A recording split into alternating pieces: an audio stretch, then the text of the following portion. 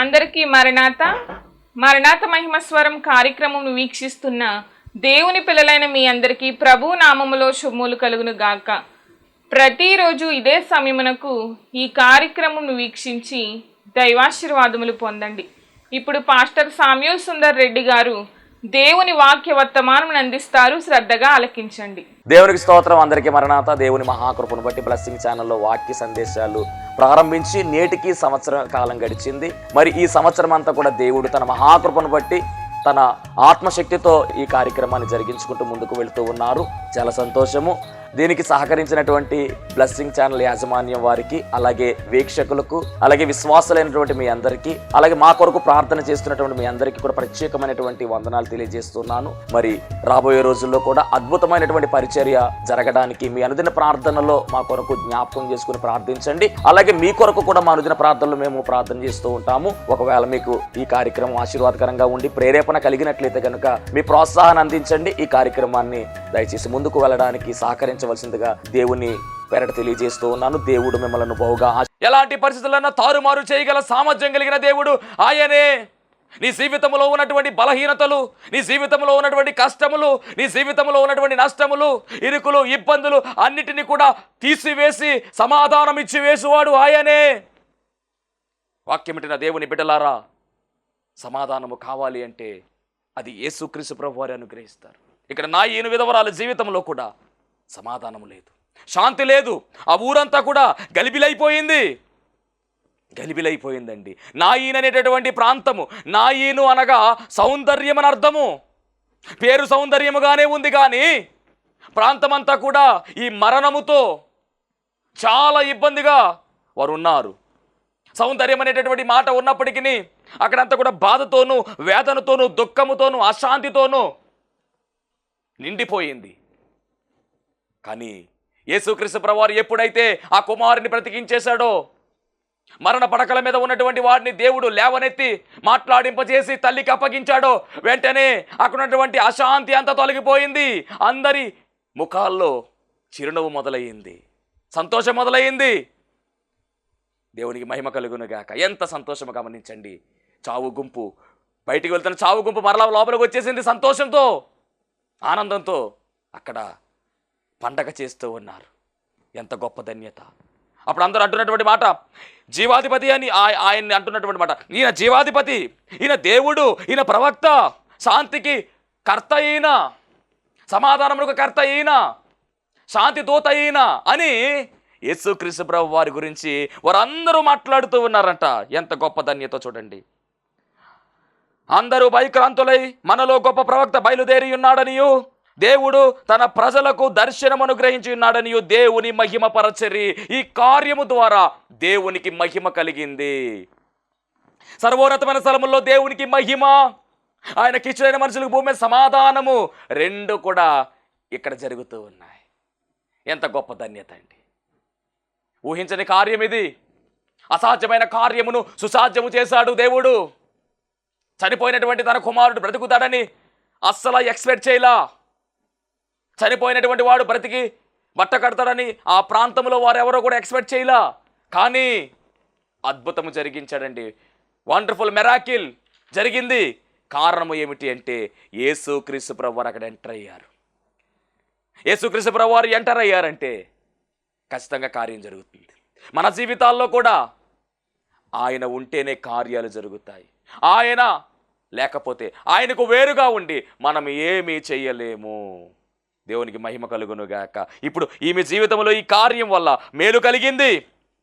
మోడుబారిపోయినటువంటి తన జీవితము, ఒంటరి జీవితము కొట్టివేశాడు దేవుడు. తన కుమారుని మరలా తిరిగి ఇచ్చేశాడు. తన జీవితంలో మరలా అభివృద్ధి తీసుకొచ్చాడు. మేలు కలిగింది, కీడు తొలగింది, మేలు కలిగింది. కీడును కూడా మేలుగా మార్చేశాడు. మరణాన్ని కొట్టివేసేశాడు, జీవాన్ని ఇచ్చేశాడు దేవుడు. అంటే మేలు కలిగింది, అభివృద్ధి వచ్చింది. ఇక మేలు అభివృద్ధి రెండు ఉంటే సమాధానం కూడా వచ్చేసింది. కారణం ఏమిటి అంటే యేసుక్రీస్తు ప్రభువారితో సహవాసము. ఈరోజు నీ జీవితంలో కూడా మేలు కలగాలి, నీ జీవితంలో కూడా అభివృద్ధి కావాలి, నీ జీవితము కూడా సమాధానము కావాలి అంటే నీవు క్రీస్తుతో సహవాసము చేయి తల్లి. వాక్యం ఇచ్చినటువంటి అన్న, అక్క, తమ్ముడు, చెల్లి, గమనించండి. క్రీస్తు సహవాసం చేయండి. ఆయనతో సహవాసం చేస్తే అద్భుతాలు చూడొచ్చు, మహిమ కార్యాలు చూడొచ్చు, ఊహించని కార్యాలు చూడొచ్చు. పరిశుద్ధ గ్రంథములో రోగులను స్వస్థపరచడంలో ఎన్నో అద్భుతాలు ఆయన చేశాడండి, ఎన్నో అద్భుతాలు చేశాడు. లూకాసు వార్త 4వ అధ్యాయము 40-41 వచనాలు మనం పరిశీలన చేస్తే, సూర్యుడు అస్తమించుచుండగా నానావిధ రోగముల చేత పీడింపబడుచున్న వారు ఎవరి యొద్ద నుండిరో వారందరూ ఆ రోగులను ఆయన యొద్దకు తీసుకుని వచ్చిరి. అంటే ప్రతి ఒక్కరూ కూడా రోగులను ఆయన యొద్దకు తీసుకుని వచ్చిరి. అప్పుడు ఆయన వారిలో ప్రతి వాని మీద చేతులుంచి వారిని స్వస్థపరిచెను. అంత మాత్రమే కాక దయ్యం పట్టినటువంటి వారిని కూడా మరి ఆయన బాగు చేసినట్టుగా పరిశుద్ధ గ్రంథంలో మనం చూస్తూ ఉన్నాం. ఆ రోగము నుంచి విడుదల కలిగితే వారికి సమాధానం కలుగుతుంది. ఆ రోగము నుంచి విడుదల కలిగితే కుటుంబంలో ఉన్నటువంటి వారికి సమాధానం కలుగుతుంది. అంతే కదండి. ఒక కుటుంబంలో మరి కుటుంబ సభ్యుడు అనారోగ్యంతో ఉండి బాధపడుతూ ఉంటే కుటుంబం అంతా కూడా ఎలా ఉంటుందంటే బాధలోనే ఉంటుంది, దుఃఖంలోనే ఉంటుంది, అశాంతిగానే ఉంటుంది, సమాధానం లేకుండా ఉంటుంది. ఆ రోగి కనుక బాగైపోయాడు, రోగి ఆనందంగా ఉన్నాడు, రోగిలో ఉన్న రోగమంతా పోయింది, అప్పుడు కుటుంబం అంతా కూడా ఎలా ఉంటుందంటే సంతోషంగా ఉంటుంది. అప్పుడు కుటుంబంలో ఏముంటుందంటే శాంతి ఉంటుంది. అప్పుడు కుటుంబంలో ఏముంటుందంటే సమాధానం ఉంటుంది, నెమ్మది ఉంటుంది. అలాగే రోగులందరినీ కూడా బాగు చేసేసాడు. వారందరికీ సమాధానం వచ్చేసింది, వారందరికీ శాంతి వచ్చేసింది, వారందరికీ నెమ్మది వచ్చేసింది. చాలా బాగుంది. దేవునికి మహిమ కలుగును గాక. గమనించండి, అంటే రోగముతో ఉన్న వారికి సమాధానం ఉండదా అంటే సమాధానం ఉండదు. బైబిల్ గ్రంథంలో రక్తస్రావం అనేటువంటి రోగంతో బాధపడుతున్న ఒక స్త్రీ కనబడింది మనకి. మనం చాలాసార్లు దాని గురించి మాట్లాడుకున్నాం. ఆ వృత్తాంతం గురించి చాలాసార్లు, ఆ తల్లి గురించి చాలాసార్లు మాట్లాడుకున్నాం మనం. 1 సంవత్సరం 2 సంవత్సరాలు కాదు, 3 సంవత్సరాలు కాదండి బాబు, 12 సంవత్సరాల నుంచి బాధపడుతుందంట రక్తస్రావం అనే రోగంతో. భయంకరమైన వ్యాధి, చాలా భయంకరమైన వ్యాధి. ఈ 12 సంవత్సరాలు కూడా ఆమె ఎన్నో ప్రయత్నాలు చేసింది. ఈ రోగము తగ్గడానికి ఎన్నో మందులు వాడింది, ఎన్నో ఆసుపత్రికి వెళ్ళిపోయింది, ఎంతోమంది డాక్టర్లను కలిసింది, వారు చెబుతున్నటువంటి వైద్యం అంతా కూడా చేయించుకుంది, వారు చెబుతున్నటువంటి పచ్చమంతా చేసింది. ఎక్కడా కూడా ఆమె వ్యాధి తగ్గలేదు, ఎక్కడా కూడా ఆమెకున్నటువంటి రోగము తొలగిపోలేదు. ఆమె శరీరంలో ఉన్నటువంటి రక్తం అంతా కూడా బయటకు వెళ్ళిపోతూ ఉంది. మనిషి చాలా నీరసపడిపోయింది, బ్రతుకు మీద ఆశ కరిగిపోయింది. ఇక ఎందుకు ఈ బ్రతుకిక అనవసరం, ఎందుకంటే తనకున్నటువంటి డబ్బంతా కూడా వేము చేసేసిందంట. అలాంటి పరిస్థితుల్లో ఆమె జీవితంలో సమాధానము లేదు, ఆమె జీవితంలో నెమ్మది లేదు, ఆమె జీవితము చాలా ఇబ్బందికరంగా మారిపోయింది. ఆమె పేరు లేదు, ఆమె యొక్క వ్యాధి గురించి రాశారు దేవుడు అంతే. కానీ 12 సంవత్సరాలు దీర్ఘకాలికమైనటువంటి రోగం, అది చాలా ఇబ్బంది పడుతూ ఉంది ఆ తల్లి. ఆ సమయంలో ఎవరో చెప్పారు, యేసుక్రీస్తు ప్రభువారి ద్వారా మేలులు జరుగుతున్నాయి, యేసుక్రీస్తు ప్రభువారి ద్వారా అద్భుతాలు జరుగుతున్నాయి, యేసుక్రీస్తు ప్రభువారి ద్వారా స్వస్థతలు జరుగుతున్నాయి. ఆయన చూపు లేని వారికి చూపిస్తూ ఉన్నాడు, నోరు లేని వారికి నోరు అనగా మాటిస్తూ ఉన్నాడు, చెవిటి వారి చెవులను తెరుస్తూ ఉన్నాడు ఆయన, నడవలేని వారిని నడిపిస్తూ ఉన్నాడు ఆయన, చనిపోయిన వారిని సైతము లేవనెత్తుతున్నాడని ఎవరో చెప్పగా విన్నది. యేసును గురించినటువంటి వార్త వినని వెంటనే విన్నటువంటి ఆ వార్త విశ్వాసముగా మారిపోయింది. వినడం వలన విశ్వాసము కలుగును, విశ్వాసముగా మారింది. పరుగున యేసే దగ్గరికి వచ్చింది. మొత్తం మీద ఆయనకు విషయం ఏమి చెప్పలా, మనసులో ప్రార్థన చేసుకుంది.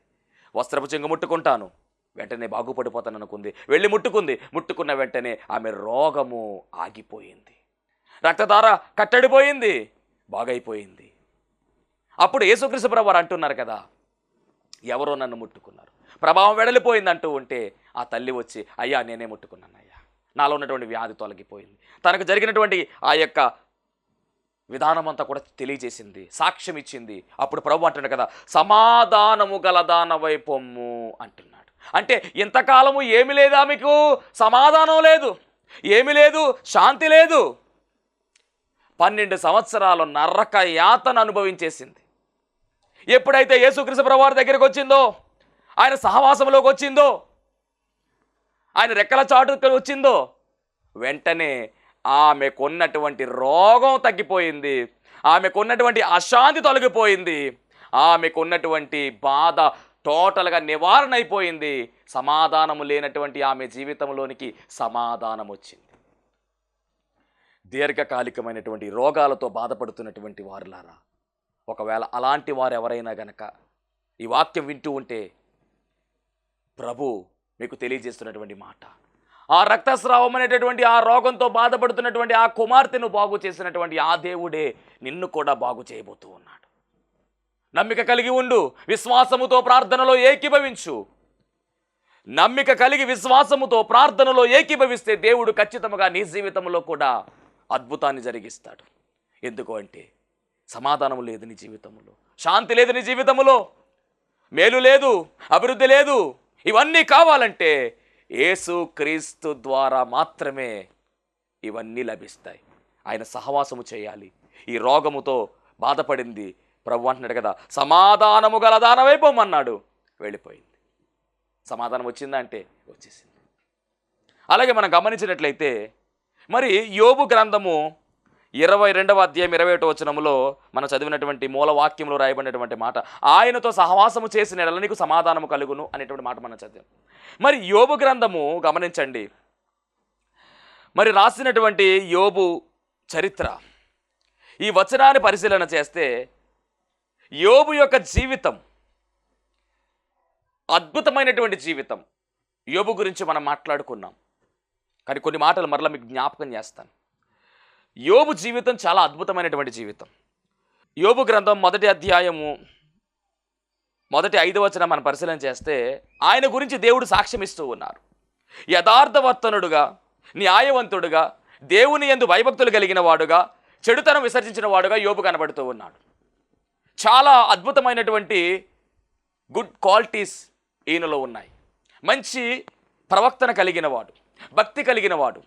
అంత మాత్రమే కాదు, యోబు భాగ్యవంతుడుగా కూడా పిలువబడ్డాడు. భక్తి కలిగిన వాడు, భాగ్యవంతుడు.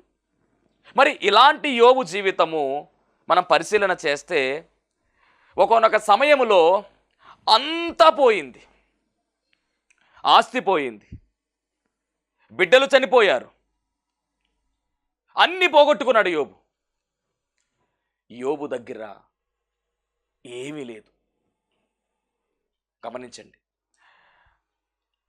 యోబు చాలా భక్తి కలిగినటువంటి వాడు, ప్రార్థనలో యోబు దిట్ట, దేవుని సహవాసములో యోబు ఉన్నాడు. అయినప్పటికీ ఒక పరీక్ష కారణంగా యోబు అంతా పోగొట్టుకున్నాడు. అలా పోగొట్టుకున్నప్పుడు యోబు దేవుని సహవాసాన్ని పోగొట్టుకోలేదండి. గమనించండి, చాలా జాగ్రత్తగా ఆలోచన చేయాలి. దేవుని సహవాసములో యోబు ఉన్నాడు కాబట్టి యోబు జీవితంలో శాంతి ఉంది, యోబు జీవితంలో సమాధానం ఉంది, యోబు జీవితంలో మేలు కలిగింది, యోబు జీవితంలో అభివృద్ధి కూడా ఉంది. కానీ దేవుడు పెట్టినటువంటి పరీక్ష, ఆ పరీక్ష కారణంగా అన్నీ కోల్పోయాడు. అన్నీ కోల్పోయినా కానీ దేవుడు, గమనించండి, అన్నీ కోల్పోయినా కానీ యోబు అయితే మట్టికి సహవాసాన్ని కోల్పోలేదండి. దేవుని సహవాసాన్ని కోల్పోకుండా నిలబడిపోయాడు. ఎలాగా సహవాసం కోల్పోకుండా ఉన్నాడంటేనండి, మరి యోబు గ్రంథం మనం పరిశీలన చేస్తే అన్నీ పోగొట్టుకున్నా కానీ యోబు దేవుణ్ణి ఆ విషయంలో ఒక్క మాట కూడా అనలేదంట. ఎందుకు ఇలా జరిగింది, ఏంటిది అని ఒక ప్రశ్న కూడా లేకుండా యోబు ఏమంటున్నాడు ఒకసారి చూద్దాం. యోబు గ్రంథం 1వ అధ్యాయము 21వ వచనం చదువుదాం. నేను నా తల్లి గర్భంలో నుండి దిగంబరునై వచ్చి తిని, దిగంబరుని ఎక్కడికి తిరిగి వెళ్ళేదను. యెహోవా ఇచ్చెను, యెహోవా తీసుకొని పోయెను, యెహోవా నామమునకు స్తుతి కలుగును గాక. ఇది అద్భుతమైనటువంటి స్టేట్మెంట్. నేను దిగంబరిగా వచ్చాను, దిగంబరిగానే వెళ్ళిపోతాను. యెహోవా ఇచ్చాడు, యెహోవా తీసుకునేను, ఆయన నామం స్తుతి కలుగును గాక అన్నాడు తప్ప ఆయన ఒక్క మాట కూడా అనలా. ఇక్కడ రాయబడిన విషయం 22వ వచనం, ఈ సంగతులలో ఏ విషయమందును యోబు ఏ పాపమును చేయలేదు, దేవుడు ఆ న్యాయము చేసేనని చెప్పలేదు. అదండి సహవాసాన్ని కోల్పోకుండా ఉండడం అంటే అదే. ఆస్తి పోయినా, బిడ్డలు పోయినా, అన్నీ పోయినాయి, అయినా కానీ సహవాసాన్ని కోల్పోకుండా ప్రభువుని అంటి పెట్టుకుని ఉన్నాడు యోబు. ఎంత గొప్ప ధన్యత. అంత మాత్రమే కాదు, తరువాత రెండవ అధ్యాయం చూసినట్లయితే కనుక మరి ఒక పరీక్ష యోబు మీదకి వచ్చిందండి. ఆ పరీక్ష ఏమిటంటే యోబుకు భయంకరమైనటువంటి అనారోగ్యం వచ్చేసింది. శరీరం అంతా కూడా భయంకరమైనటువంటి కురుపులు, భయంకరమైనటువంటి దద్దురులతో, 16 రకాల వ్యాధులతో యోబు బాధపడుతున్నాడు. గోక్కోవడానికి గోర్లు లేవు, బూడిదలో కూర్చుని చిల్ల పెంకులతో గోక్కుంటూ ఉన్నాడు. చాలా శ్రమ పడిపోతూ ఉన్నాడు. ఆస్తి పోయింది, ఆరోగ్యం పోయింది, సంతానము లేదు, శాంతి లేదు, మేలు లేదు, అభివృద్ధి లేదు. ఇంతలో భార్య వచ్చి అంటుంది కదా, ఎందుకు ఈ బ్రతుకు, ఆ దేవుణ్ణి దూషించి చచ్చిపో, దేవుడా దేవుడా అంటావేటి ఇంకను అని యోబును నానా మాటలంది. అయినప్పటికీ యోబు ఆ సమయంలో కూడా దేవుణ్ణి దూషించకుండా ఆయన ఉన్నట్టుగా 2వ అధ్యాయము 10వ వచనం చదివితే, అందుకతడు, మూర్ఖురాలు మాటలాడినట్లు నీవు మాటలాడుచున్నావు, మనము దేవుని వల్ల మేలు అనుభవించుదుమా, కీడును కూడా అనుభవింపతగదా అనెను. ఈ సంగతులలో ఏ విషయమందును యోబు నోటితోనైనను పాపము చెయ్యలేదు, ఏ మాట కూడా దేవుణ్ణి ఉద్దేశించి అనలేదు. ఎంత గొప్ప ధన్యతో చూడండి. మనం అనుకోండి, ఈయన కష్టం వచ్చిందనుకో, ఏం దేవుడో ఏంటో, ఏం చేస్తున్నాడో, నా ప్రార్థన వింటున్నాడా అని మనం అనమా? అస్సలు అనకూడదు, పొర్రపాటున అనకూడదు. దేవుని మహిమ కలుగునుగాక. ఏ సమయంలో ఏమి చేయాలో సమస్తము ఎరిగిన వాడు ఆయనే. ఆయన నిందించడానికి మనకు అర్హత లేదు. ఎందుకంటే మన బిడ్డల యొక్క క్షేమాన్ని మనం కోరుకున్నట్లుగానే మన క్షేమాన్ని మన తండ్రి కోరుకుంటూ ఉన్నాడు. మన జీవితంలో కష్టాలు, బాధలు, బలహీనతలు ఇవి వచ్చినప్పటికీ భయపడక్కల్లా. అవన్నీ పరీక్షలు. ఆ పరీక్షలు మనం పాస్ అవ్వాలి, మనము వాటిని ఎదుర్కోవాలి. యోబు ఎదుర్కొన్నాడు. ఒక్క మాట పొరపాటున యోబు మాట్లాడలేదు. యెహోవా ఇచ్చిన యెహోవా తీసుకునేను, ఆయన నామమున స్తుతి కలుగునుగాక అన్నాడు తప్ప ఒక్క మాట కూడా వ్యతిరేకంగా మాట్లాడలేదండి. అది యోబు యొక్క భక్తి జీవితం. దేవునికి మహిమ కలుగునుగాక. అన్నీ పోయినా కానీ, ఆస్తి పోయింది, ఆరోగ్యం పోయింది, భార్య వెళ్ళిపోయింది, సంతానము లేదు, శాంతి లేదు,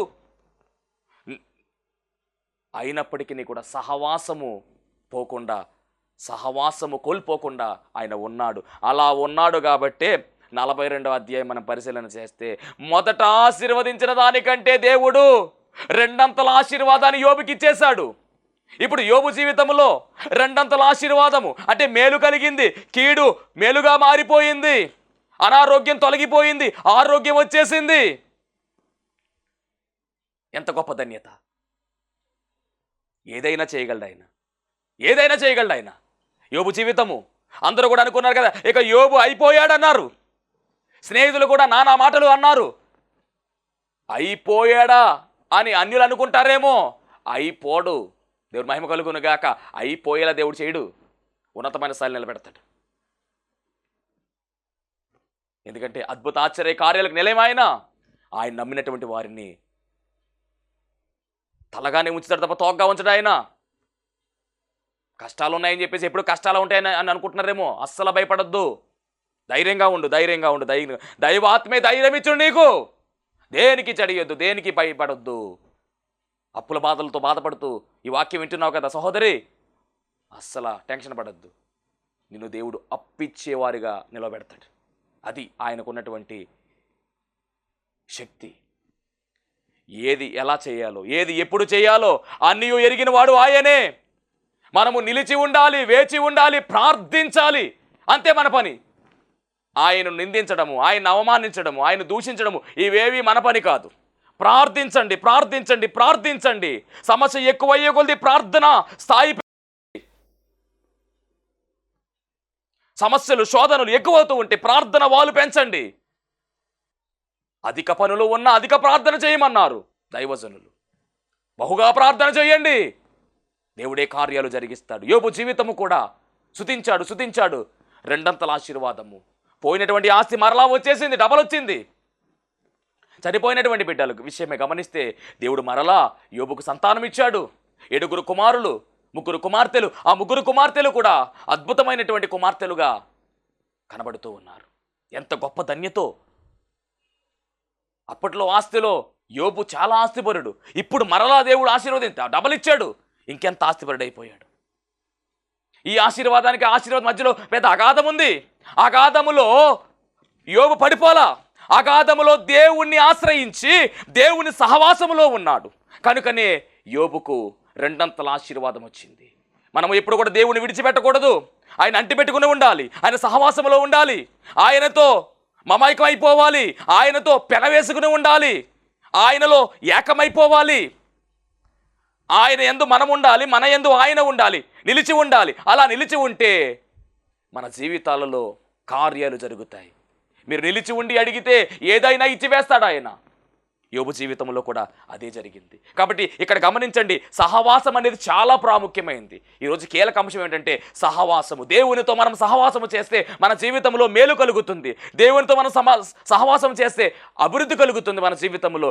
దేవునితో మనం సహవాసం చేస్తే మన జీవితంలో సమాధానం కలుగుతుంది. ఈ మూడు కావాలంటే సహవాసం చేయాలి. అందుకనే కొరింథీ పత్రిక మనం పరిశీలన చేస్తే కనుక పౌలు గారు చెప్తున్నటువంటి మాట, మొదటి కొరింథీ పత్రిక 1వ అధ్యాయం 9వ వచనంలో పరిశుద్ధాత్మ తండ్రి పౌలు గారి ద్వారా తెలియజేస్తున్న మాట, మన ప్రభువైన యేసుక్రీస్తు అను తన కుమారుని సహవాసమునకు మిమ్మును పిలిచిన దేవుడు నమ్మదగినవాడు. ఎవరి సహవాసము కంటే యేసుక్రీస్తు ప్రభు వారి యొక్క సహవాసానికి పిలిచాడు ఆయన. ఎందుకు అంటే సహోదరులారా, ప్రతి మనుష్యుడును ఏ స్థితిలో పిలవబడునో ఆ స్థితిలోనే దేవునితో సహవాసము కలిగి ఉండాలి. సహవాసముకు పిలిచాడు, సహవాసం కలిగి ఉండాలి. ఎందుకంటే దేవుడు నీ జీవితంలో అద్భుతాలు జరిగించడానికి ఆయన సిద్ధపడుతూ ఉన్నాడు. మేలులు కలిగించడానికి. నీకు మేలు కావాలి అంటే సహవాసం కలిగి ఉండు. నీకు సమాధానం కావాలంటే సహవాసం కలిగి ఉండు. నీకు అభివృద్ధి కావాలి అంటే సహవాసం కలిగి ఉండు.